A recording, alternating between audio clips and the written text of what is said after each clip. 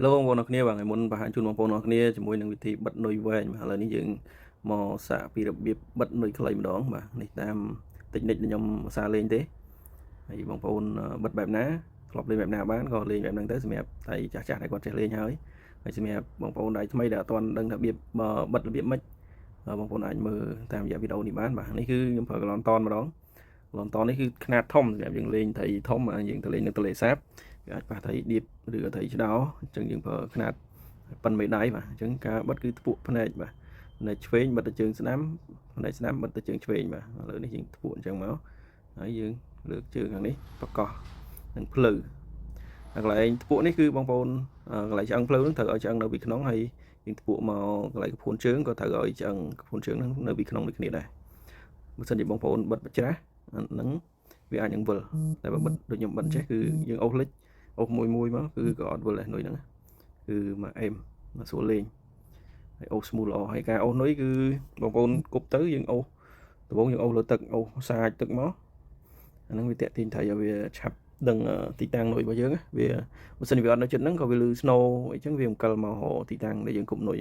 ហើយយើងព្យាយាមគប់កន្លែងដដែលហ្នឹងឲ្យច្រើនខ្សែខូច1នុយ2នុយសិនទៅបើអត់ត្រីកម្មយើងដូរប្រឡងបាទហើយបើពេលយើងអូសលឿនហើយអត់ត្រីកម្មទេពេលខ្លះត្រីវាចូលចិត្តនុយស្លូនអញ្ចឹងយើងគប់ហើយយើង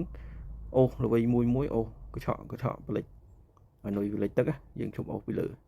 ហ្នឹងយើង style អូសនុយបាទយើងលេង style វាមាន style ច្រើនទៀតតែគាត់ថាបងប្អូនដឹងតែប៉ុណ្្នឹងសិនទៅបាទបងប្អូនអាចសាកល្បងសិនទៅវាអាចនឹងមានត្រីខាំហើយជាជាងយើងគ្រាន់តែគប់ហើយល្វីម៉ាស៊ីនមកយើងអត់មាន style អត់មានចលនាអូសនុយឲ្យតាក់ទាញអញ្ចឹងក៏ត្រីវាអត់ងាយខាំដែរបាទហើយ snap នេះខ្ញុំទៅលេងនៅទន្លេសាបពីខ្ញុំប្រើស្មៅបាទស្មៅនឹងគេហៅស្មៅអីដែរហ្នឹងវាដុះតាមភ្លឺស្រែវាស្រួយវារឹងប៉ុន្តែវាស្រួយនៅពេលដែលយើងវាត់ទៅគឺដឹងតែបែកហើយវាស្រួលលេងពេលយើងអូសមកវាអត់បុកមួយឧបសគ្គបុកអីមួយពើកមួយទៅតាំងហែស្មៅអីឬក៏មែកឈើអីវាអត់ងាយបាក់មុខស្នាប់តាក់ផ្លែតាក់អីចឹងយើងប្រើស្មៅទៅវារឹងល្អហើយវាយើងប្រើធៀងគឡងវាច្រើនវាអាសាយើងអូនតិចទៅវាយើងលេងនុយធ្ងន់ទៀតវាកាន់តែឆាប់បែកមុខស្នាប់យើងហ្នឹងតាក់ផ្លែជាមួយនឹងឈើមួយសម្រាប់មួយឧបសគ្គអីចឹងទៅ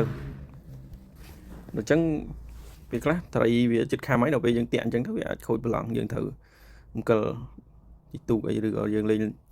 ទឹកមុំយើងដើរទៅដោះអីចឹងវាខូចប្រឡងបាទយើងងាយគប់ហៅត្រីឲ្យវាមកទៀតទេអញ្ចឹងល្អយើងប្រើស្នាប់នេះគឺដើម្បីឲ្យសម្រាប់ខ្ញុំបាទនេះយើងបិទចឹងមកនុយយើងគឺស្អាត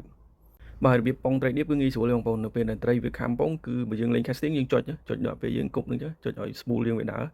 ឬក៏ spinning យើងបើកកន្លះបើកកៃឲ្យ spool យើងខ្សែយើងវារត់ចេញទៅមុខកើតហើយយើងបញ្ឈរដងឡើងហើយបើត្រីវាអូសឲ្យវាអូសសិនទៅបើសិនជាវាអត់អូសអាហ្នឹងយើងបិទកៃវិញហើយយើងស្ទង់នៅក្នុងវីដេអូនេះចឹងញាក់មកនៅពេលដែលត្រីវាតបាក់នុយគឺវាអង្គើចុងដងតិចចឹងហើយនៅពេលដែលវាខាំពេញចូលគឺវាទាញកត្រាក់ដូចដងយើងចង់ហោះចេញពីដៃទៅស៊ឺទៅហ្នឹងយើងល្វីខ្សែចូលតម្លាក់ចុងដងចុះវត្តយកមកហ្នឹងវាច្រើនចូលហើយនៅក្នុងវីដេអូហ្នឹងចឹងឥឡូវនេះយើងវត្តបានអីកោះហើយប៉ុន្តែត្រីវាទាញទៅចូលនឹងស្មៅបាទអញ្ចឹងដល់តែអង្គលទូកទៅចិត្តបានយើងដោះវាកើតបើយើងប្រឹងទាញវាអាចនឹងកលាស់រួចឬក៏វាដាច់មាត់អីចឹងណាបាទឥឡូវនេះកំពុងតែឲ្យតកងទូកបាទដោលទូកទៅបាទដើម្បីយើងដោះត្រីហើយត្រីនេះរៀងធំគួរសមដែរបាទបាក់1គីឡូជាងអីដែរត្រីឌៀបបាទអានេះមកនៅតាមតំបន់ហ្នឹងគេហៅត្រីលាវដោយសារវាមិនទាន់ចាប់គូក៏តកណើតអីចឹងណាកកណើតអីវាមានគូធម្មតាត្រីឌៀបត្រីឆ្ដោហ្នឹងគឺទៅដល់វ័យវាគឺវាមានញីមួយឈ្មោលមួយបាទដើម្បីកាច់ចំមុកពងកូននឹងនៅបណ្ដាកូនក៏វាមានមួយគូញីឈ្មោលចឹងណាបាទហើយក៏យើងមិនគួរយកដែរត្រីនៅបណ្ដាកូនហើយបងប្អូនគួរតែរៀនសម្គាល់មើលត្រីបណ្ដាកូនវាគឺវាមានសម្បល់វាខុសពីត្រីដែលធម្មតាគឺសម្បល់វាបើញីគឺវាពោះវាពណ៌សហើយកង់កាឡាវានឹងពណ៌សដែរគឺដិតច្បាស់ហើយវាកាឡានឹងដល់ក្បាលបើត្រីធម្មតាទេគឺក្បាលវាកាឡាដែរតែវាព្រាវាអត់ដិតច្បាស់ដូចត្រីបណ្ដាកូននិយាយទៅបងប្អូនរៀនសម្គាល់គឺវាងាយស្រួលទេយើងនឹងដឹងយើងនឹងស្គាល់ហើយចំពោះត្រីឈ្មោលគឺបកាកាឡាខ្នងបកង់វាហ្នឹងគឺពណ៌បៃតងហើយបើវាបណ្ដាកូនគឺបៃតងហ្នឹងគឺវាដិតច្បាស់ហ្មងហើយដេញរហូតទៅដល់លើក្បាលវាដូចគ្នាដល់ចុងច្រមុះវាអញ្ចឹងបងប្អូនរៀនសម្គាល់តាមហ្នឹងទៅហើយត្រីនេះគឺវាអត់ទាន់មានកូនទេតែវានៅលីវវាមិនទាន់មានគូទេវានៅមិនទាន់ពេញវ័យបាទ